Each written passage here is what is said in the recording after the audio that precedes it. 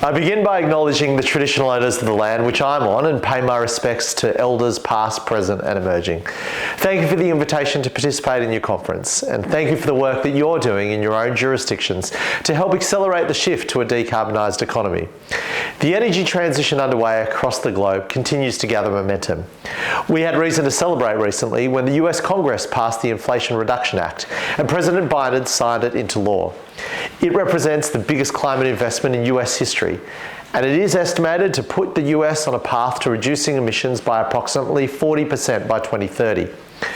The Premier of New South Wales has just returned home from a trade mission to major Asian economies, including South Korea, where the appetite for investment in clean technologies was abundantly clear.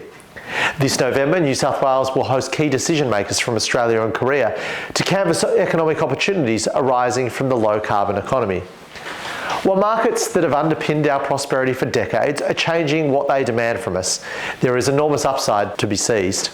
We are a nation blessed with the minerals needed to rebuild the global economy.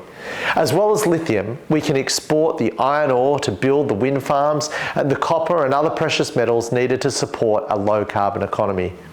It is one of the reasons that I'm convinced New South Wales has the potential to become a renewable energy superpower.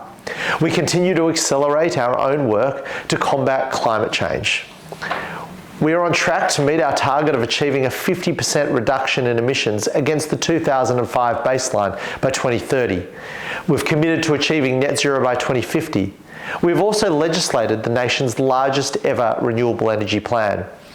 This legislation supports our electricity infrastructure roadmap, which will unlock $32 billion in private sector investment to transform our energy system. It will fund the development of the contemporary energy infrastructure needed in New South Wales to help replace the energy generation provided by the current fleet of coal-fired power stations. 4 of them are scheduled to close within the next 15 years, starting in 2023. Central to our plans are renewable energy zones, which are the modern-day power stations combining renewable energy generation, storage technology, and new network infrastructure to provide connections to homes and businesses.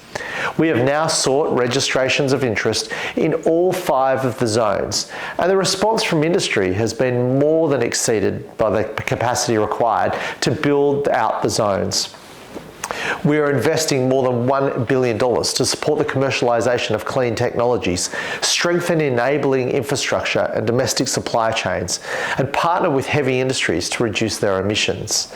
And New South Wales is making a record $1.2 billion investment in a new financing facility that will catalyse at least $14 billion of private investment in new transmission infrastructure. We know that green hydrogen can drive the decarbonisation of hard-to-abate sectors here at home, as well as service demand abroad.